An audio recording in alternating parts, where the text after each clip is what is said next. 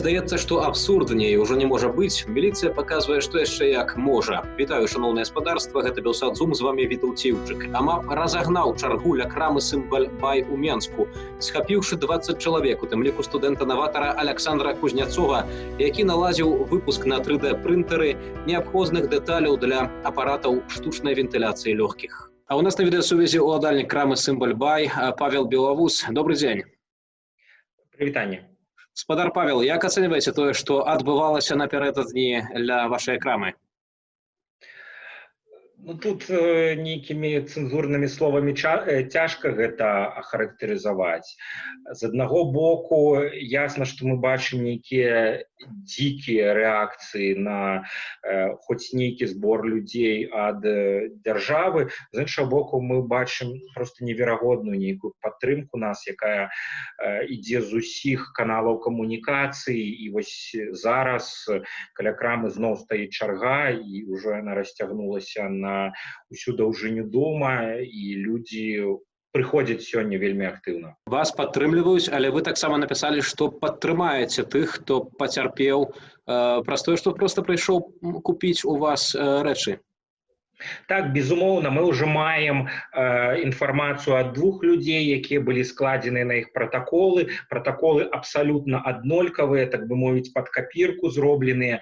І ў іх значыцца, што людзі, якія прыйшлі ў нашу краму і стаялі ў чарзе на вуліцы, таму што фізічна не маглі туды патрапіць, бо невялікае памяшканне, аказваецца, яны крычалі лозунгі «Стоп таракан» і «Сыходзь». Гэта ў пратаколе пазначана. Хаця, калі паглядзець стрым, якія мы вялі да таго, як прыехаў аўтазак, то ніводзін чалавек нічога такога там не крычаў. Але першапачаткова міліцыя заявіла, што АМАП прыехаў на месца, так як хтосьці замінаў выезду мясцовага жыхара і разбіў нават яму люстэрка ў машыне. А цяпер у пратаколах пішуць, што там выкрыквалі лозунгі. Так, быў такі інцыдэнт. Мы, наколькі зараз гэтую сітуацыю вывучаем, што гэта была такая, даволі выпадковая сітуацыя, паколькі чалавек выязджаў з прыдваравой тэрыторыі, ён сапраўды жыве ў гэтым доме, і апынулася вось такая сітуацыя, ці то ён на кагосьці крыху наехаў, ці зачапіў машыны. Вось за гэтай сітуацыі пачаўся канфлікт, пачаліся сварыцца, пасля было была бойка, і людзі, якіх біў гэты ўладальнік машыны, я так разумею, што яны выклікалі першыя ДАІ. Пасля вось зараз у інтэрнэце з'явілася, міліцыя апублікавала гукавы запіс, што яшчэ, аказваецца, была нейкая скарга ад жыхаркі дома, што там чуць ли не нейкі мітынг адбываецца з палітычнымі лозунгамі. Кажуць пра нейкія скаргі, тым часам вашая крама, офлайн-крама «Сімбаль-Бай» на праспекце Машэрава ў Менску вымушаная зачыніцца. Менавіта таму гэтая чарга ўчора і паўстала, бо людзі хацелі раскупіць прадукцыю. А нагадайце нашым гледачам, чаму ўвогуле ўзнікла такая сітуацыя, чаму краму даводзіцца, такую папулярную краму даводзіцца зачыняць? Тут мы спрабуем на аперажэнне спрацаваць, таму што усе факты, якія зараз адбываюцца, усе тыя праверкі, якія на мінулым тыдні адбыліся на нашай вытворчасці, і тую пастанову, якую мы атрымалі ад санстанцыі аб закрыцці, мы чакаем, што нешта падобнае сёння-заўтра можа адбыцца і з іншым памяшканнем, дзе непасрэдна знаходзіцца крама. Таму вырашылі, пакуль у нас ёсць 1, 2, 3 дні да таго, як нас прымусяць зачыніць нейкую пастанову, выпішуць, то максімальна распрадаць тыя рэчы, якія ў нас ёсць, бо могуць і канфіскаваць, могуць арыштаваць, могуць яшчэ нешта прыдумаць. Таму гэта такая вымушае нас сітуацыя гэта зрабіць. Безумоўна, што мы не зачыняемся назаўжды, безумоўна, што мы паспрабуем вырашыць гэтую сітуацыю, паспрабуем вярнуць электрычнасць у памяшканне, якое незаконна, абсалютна незаконна там адключілі, і проста незаконна на ўсе нашыя запыты не адпраўляюць электрыка, каб вырашыць сітуацыю. Мы ведаем канкрэтна, у чым сітуацыя, чаму гэтай электрычнасці няма. У нас ёсць фотаздымак, якая менавіта прылада знікла з электрашчытавой, з-за чаго толькі ў нашым памяшканні, ва ўсім будынку няма электрычнасці. Цэх закрыты, у краме няма электрычнасці, пастаянныя нейкія праверкі, цяпер нават хапун чаргі. І ўсё гэта пасля таго, як вы пачалі прадукцыю маек, кубкаў і іншай атрыбутыкі з надпісам «Псіхоз 3%». Так. І вось менавіта з гэтым вы звязваеце, але Александр Лукашенко ўсё ж такі заўважыў таксама ў нейкім сэнсе вашу прадукцыю, казаў, што на майках пішуць «Саша 3%», то бок ўсё ж такі сілавікам не ўдалося да канца папрацаваць так, як яны хацелі, і гэта не скрылася ад грамадства. Ну, я могу сказать, что задушить нас, там, зачинить, это самое простое, что можно сделать. То бок юридично знайти причепки, які шукаюць, там, что у нас одной домовы нема, іншай домовы нема, тут не выкананыя патрабаванні санстанцыі, тут не выкананыя патрабаванні пажарнай інспекцыі, то бок гэта самое простое, что могуць зрабіць. Вось эту хвалю народнага пратэсту, хвалю народнага абурэння, таму што тое, што адбываецца зараз, людзі ўжо адвыклі за апошнія 10 гадоў. Нагадаю, наша крама 6 гадоў працавала фактычна з дробнымі нейкімі праблемамі, але не з такімі вялікімі.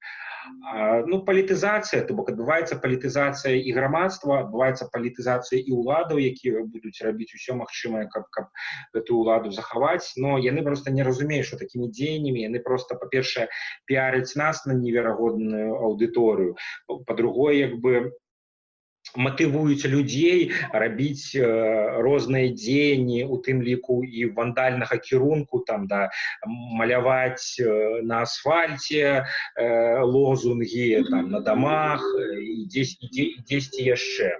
Маім гаспадарства госцем быў Павел Белавус, уладальнік крамы «Сімбаль Бай». Усё больш людзей адкрыта і публічна выказваюць сваё абурэнне сітуацыяй у краіне, у тым ліку супрацоўнікі, дзейныя і былыя дзяржаўных тэлеканалаў, а таксама дзеячы культуры. Я, як і ўвесь беларускі народ, чакаю ад кіраўніцтва міліцыі, якая павінна нас берагчы, тлумачэнняў, што гэта было каля крамы, хто затрыманыя, нейкія шпіёны, бандыты, якіх патрэбна было браць неадкладна і жорстка. Адкажыце ў медыях, калі ласка, зробім высновы, але не праз ламаная люстэрка нейкага аўтамабіля. На відэа дзеяння АМАПу выглядаюць адвольнымі, нібыта хапаюць усіх запар. І гэта, канешне, хвалюе мірнае насельніцтва мірнай краіны. Вядома, як і ўсе, гляджу, чытаю і баюся. Кожную працу трэба рабіць, застаючыся чалавекам. Адкуль столькі ненавісці ды жорсткасці ў тых, хто хапае людзей, у тых, хто збівае сваіх жа суайчыннікаў, нападаючы на аднаго натоўпам і закідваюць у машыну. Адкуль такая жорсткасць? У нас не укладаецца ў галаве жорсткасць і гвалт да звычайных людзей. Нам робіцца страшна, маўчаць ужо немагчыма. Мы прачнёмся іншымі. А у нас на сувязі вядомы беларускі актор Павел Харланчук. Добрый дзень.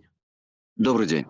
Спадар Павел, 19 чэрвеня вы былі з жонкай ля філармоніі на плошчы Якуба Коласа і проста былі сведкам тых падзеяў, якія там, уласна, адбываліся. Ці маглі б вы распавесці для нашых гледачоў, што сталася, што вы бачылі? Мы хотели поставить подпись. И шли я пасля працы, Ганна пасля сваіх заняткаў. Мы хотели поставить подпись за кандыдатаў. І калі мы дайшлі да філармоніі, там не было ніякіх намётаў гэтых камісіяў, якія збіраюць подпісы. Але людзі стаялі, і мы подумалі, што хутка там вернецца, штосьці адбудзецца. Потым мы просто стаялі, да нас падышоў супрацоўнік, як я разумею цяпер. Але так звонку гэта выглядае, што проста чалавек у цывільным у масцы і сказаў, што сыходзьце адсюль. На пытанне чаму? Ён сказаў, што вы парушаеце закон, правапарадак. Я запытаўся, якім чынам я магу з жонкай парушаць правапарадак. Ён сказаў, я не хочу з вами размаўляць, альбо вы сыходзіце, альбо вы поедзеце з намі. Я сказаў, ну добра, куды, па якой прычыне? Ён зноў паўтарыў, што не хоча з намі размаўляць. Ну, тады Ганка сказала, давайте мы адыдзем у бок, і мы адышлі на прыпынак. Потым, калі мы вярталіся... што вось гэты чалавек у масцы, ён ніяк не прадставіўся вам? Ніякім чынам. Вось у чым справа. Тут бяда моя, што я не запытаўся, хто вы такі, ці мы знаёмыя. Тут такая бяда, што мы ведаем, хто гэта такія, напэўна. Вось. Але звонку гэта выглядае, што проста нейкі чалавек без апазнавальных нейкіх знакаў падыходзіць і просіць цябе сысці, бо я парушаю правапарадак. Гэта такім чынам і я, напэўна, магу паступаць, і хтосьці іншы. Гэта, канешне, такая буральная штука. І мы, калі вярталіся да машыны ўжо, мы бачылі, як гэтыя аўтазакі, яны бралі проста людзей, якія стаялі ўздоўж у гэтай чарзе, каб паставіць подпісы. Мы бачылі, як яны бралі людзей, забіралі так.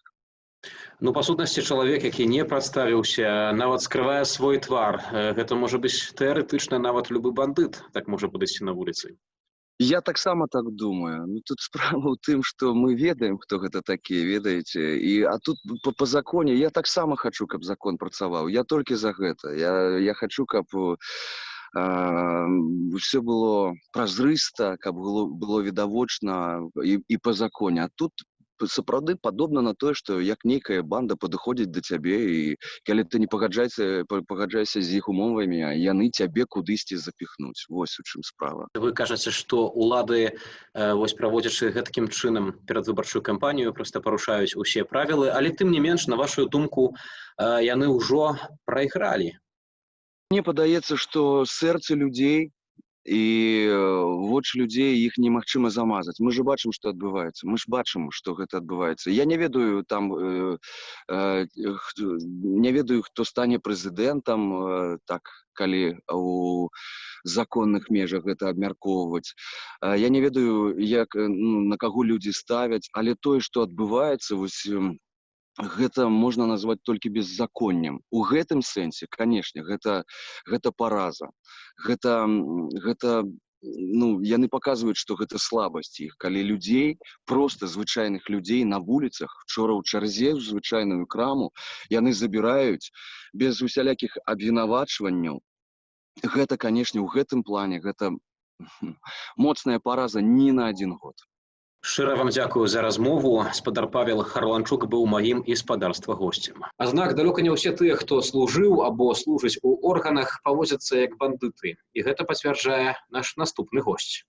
А у нас на сувязі спадар Александр Аграйцович, былы участковы інспектор міліцыі. Добры дзень. Добрый день. Спадар Александр, да вас прыйшлі з ператрусам у пятніцу да вашага жытла. Растлумачце, каля ласка, чаму і што шукалі вашыя, у нейкім сэнсе, былыя калегі? Да мяне прыйшлі з ператрусам, шукалі нейкія рэчы, якія маглі мець нейкую вартасць по криминальной справе, якая была на меня узбуждена. Эта справа за поклёп. Статья 188 Криминального кодекса. А чаму, уласна, увогуле ўзбудзілі гэтую крымінальную справу? Я скажу одразу, что я был назиральником на выборах в 2019 году. И когда я назирал с этими выборами, то мною было зафиксовано недокладности поміж укинутыми у скрыню для голосования бюллетенями и протоколами комиссии. Тому я заробил видео, где у такой мастацкой форме рассказал про эти недокладности. Тому члены комиссии, чальцы комиссии, якія з'яўляюцца настаўнікамі той школы, у якой знаходзіўся гэты прывыбарны участак, яны написали на мяне заяву. Цяпер таксама адбываецца перадвыбарчая кампанія і бачым, што робіцца навокал. Тым не менш, адны міліцыянты хапаюць людзей на вуліцах, людзі ў цывільным хапаюць без тлумачэння прычынаў людзей на вуліцах, але іншыя ананімна выказваюць падтрымку апазіцыі, падтрымку людзям, якія пратэстуюць. Ёсць гэтая акцыя, фатаграфуюцца з аркушамі паперы, дзе напісана «Мы 97%, стоп таракан, жыве Беларусь». Вось як вы ацэньваеце гэта? Ну, скажу про себя особисто. Когда я проходил службу у милиции, я поступил на милицию при конце 2006 года и звольнился у початку 2010 года. Моя праца была не палітычная, увогуле, да паліткі ніяк не краналася. Я про палітку не думал ни один свой день, бо мне вельмі хапала своей працы особистой. Да. Тому гэтыя люди, которые фотографуюцца з этими аркушамі, яны, пэўна, унікаюць у палітыку ўжо зараз. Яны працуюць у сістэме, яны не могуць на данный момант адкрыць свае твары, таму яны робяць гэта ананімна, але яны спачуваюць гэтым людзям, якія выходзяць на плошчу. Бо насамрэч львіная доля працы ў міліцыі не звязана з пераследам актывістаў палітычных. Это тая справа, которую робяць усе супрацоўнікі кожны дзень. Што б вы маглі перадаць сваім калегам, якія цяпер служаць у міліцыі, у сілавых ведомствах? Ну, як фразу, якую я казаў у сваім звароце, мне калісьці сказаў мой старэйшы таварыш па службе: калі не ведаеш, як зрабіць, зрабі па законе. Дзякуй сардэчна за каментар. На сувязі быў былы участковы інспектар міліцыі спадар Александр Аграйцовіч. Паводле крыніцаў нашай нівы, служба ўнутранай бяспекі актыўна шукае сілавікоў, якія дэманструюць у інтэрнэце сваю вернасць прысязе беларускаму народу. Між тым, не спыняецца ціск на журналістаў. У панядзелак двух маіх калегаў з ганцавіцкага часу Александра Пазняка і Сергея Багрова асудзілі на 810 рублёў штрафу і 15 сотняў арышту адпаведна за вядзенне стрыму з жорсткіх затрыманняў з фармулёўкай непадпарадкавання міліцыі. А у нас на сувязі журналіст ганцавіцкага часу спадар Александр Пазняк. Добрый дзень. Добрый дзень. Спадар Александр, перадусім хацеў бы спытаць, як вы пачуваецеся, як вашае здароўе? Ну, у цэлым маё здароўе нармалёвае. Адзінае, што адчуў сёння раніцай, гэта болі ў спіне і невялічкія болі ў баках. Мне учора зрабілі здымкі у ганцавіцкай бальніцы. Вось пераломаў ніякіх няма, але ёсць моцныя ушыбы. Таму, скажем, я адчуваю боль, адчуваю лёгкае такое галавакружэнне, але ў цэлым, яшчэ раз кажу, што пачуваюся нармалёва. Пры самым затрыманні хацеў бы вас запытацца, вось гэтыя траўмы, якія вы цяпер маеце і якія вы адчуваеце, куды вось канкрэтна міліцыянты білі і з якой сілай, ці гэта был, уласна, як гэта можна апісаць усё? Міліцыянты білі з трох бакоў. На пачатку яны павалілі мяне на траву. Потым нехта з іх узяў мяне за валасы на галаве. І адзін другому сказаў: бі яго ў галаву. У гэты час некалькі моцных удараў было ў галаву, вось як бачыце, у мяне вока падбітае.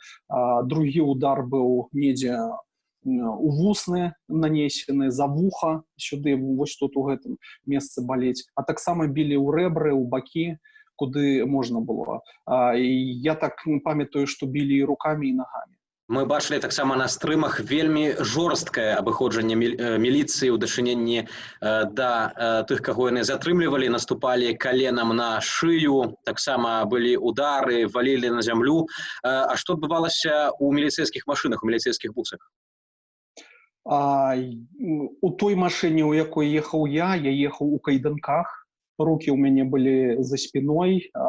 Дарэчы, за спіной быў і мой заплечнік, таму мне было вельмі незручна. Я быў у такой позе для мяне непрымальнай.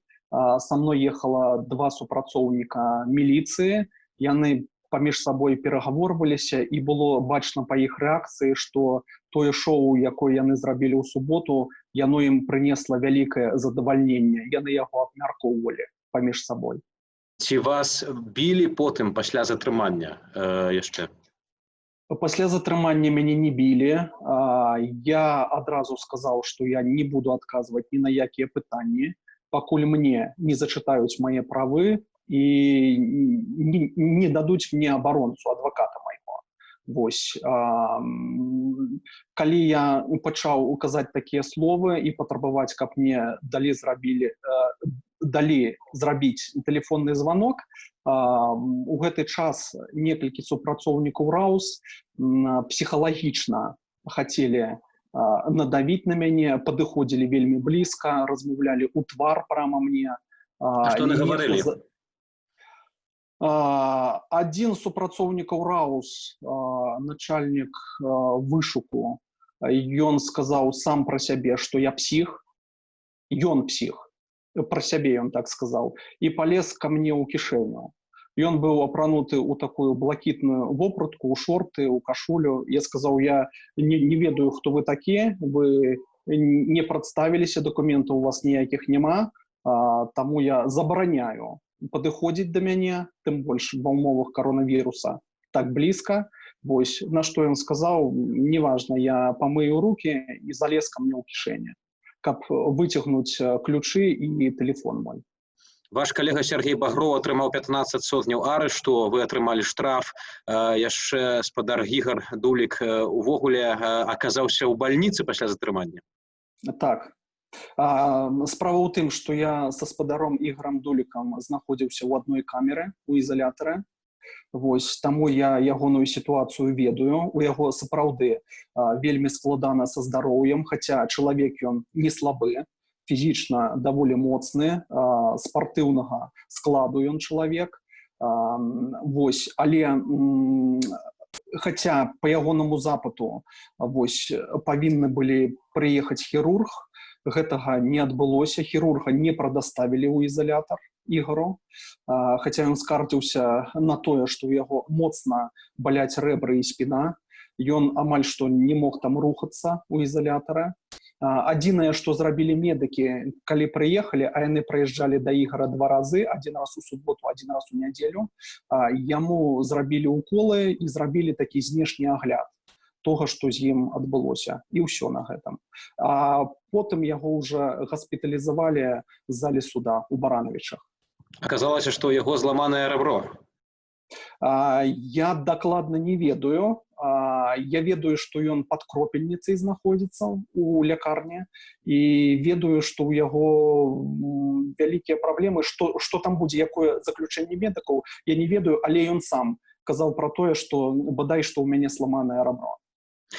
Усё гэтае беззаконне адбывалася ў Ганцавічах, але калі журналісты іншыя прыйшлі ў Ганцавіцкі суд, дзе чакалася, што вас будуць судзіць, не міліцыянтаў, а вас, аказалася, што вас там няма, бо вас перавезлі ў Барановічы. Як вам гэта патлумачылі? Значыць, нам гэта ніякім чынам не патлумачылі. Калі нас выводзілі з Ганцавіцкага РАУС у панядзелак раніцай, мы думалі, што мы едзем у Ганцавіцкі раённы суд. На парозе нас чакала некалькі міліцыянтаў і сам начальнік Ганцавіцкага РАУС Куляшоў. Вось, ён здзекліва глядзеў на нас, кідаў нейкія рэплікі, каментары рабіў адносна кожнага, хто выходзіў у гэты дзень з РАУС.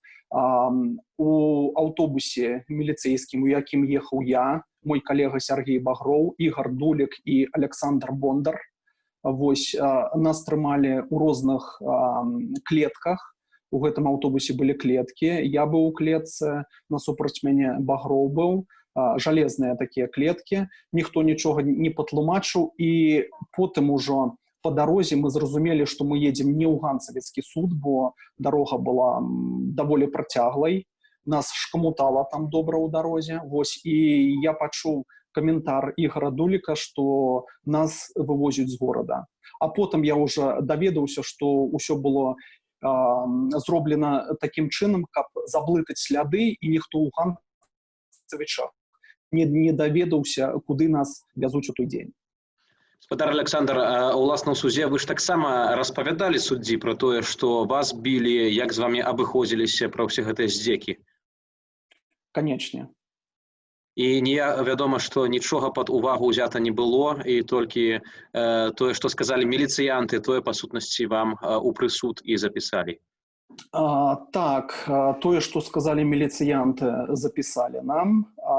Больш таго, я лічу, што прысуд суддзі, які яна вынесла кожнаму з нас, ён быў ужо загадзя запланаваны, бо калі прыехаў начальнік Сенінскага РАУС, ён пайшоў адразу на верхнія этажы суда. Вось, я так мяркую, што ў яго была размова з адпаведнымі асобамі. Вось, і калі быў вырак кожнаму з нас, то прыгавор зачытваўся у той жа момант, калі скончваўся суд, без аніякіх пауз. Хаця суды цягнуліся вельмі доўга, рабілася шмат пауз, там сведкаў выклікалі, мы глядзелі нейкія эпізоды са стрыму, які вялі ў суботу. Таму, скажам, усё было спланавана і загадзя інсцэніравана для таго, каб вынести той альбо іншы прысуд кожнаму з нас. Я так разумею, што міліцыянты проста адчуваюць такую сваю беспакаранасць і таму сабе дазваляюць рабіць тое, што не робяць. Я думаю, так. Міліцыянты не толькі ў Ганцавічах, але і па ўсёй краіне адчуваюць беспакаранасць, наколькі я ведаю, за выходныя дні. Мінулае было ў Беларусі затрымана 14 журналістаў. Аднак той чалавек, які з'явіўся на фотаздымках па ўсім свеце, ганцавіцкі ДПСавец Ігор Вольніч, вось людзі яго ведаюць, гэта невялікі горад Ганцавіча, таму ўжо ў панядзелак, аўторак па ўсяму гораду раніцай на слупах былі развешаны ягоныя фотаздымкі і падпісана, хто ён такі, чым ён займаецца. І ўвогуле, нават скажу, гэта трохі смешна, так будзе. Учора такая інфармацыя у вайбер-чатах ганцавіцкіх нашых з'явілася, што нехта наклаў у кучу гаўна Ігору Вольнічу, ганцавіцкаму міліцыянту, прама пад дзверы хаты, дзе ён жыве.